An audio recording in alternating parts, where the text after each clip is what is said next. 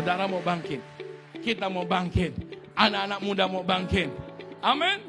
Nah saudara, apa saja yang harus bangkit?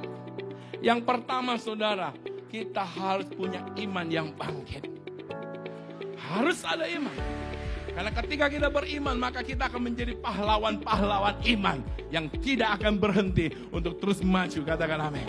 Nah yang kedua saudaraku, keberanian yang bangkit. Kita berkata saudaraku, Saul takut. Tapi lihat saudara, ada seorang anak remaja yang berani menghadapi tantangan Goliat.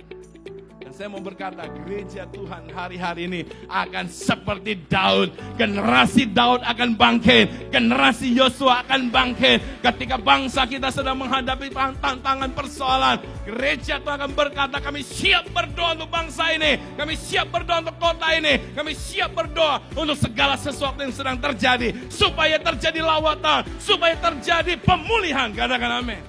Yang ketiga adalah semangat. Sama-sama bilang semangat. Saudaraku, kita perlu semangat. Harus ada semangat. Semangat yang membuat kita tidak menyerah. Semangat yang membuat kita tidak mundur.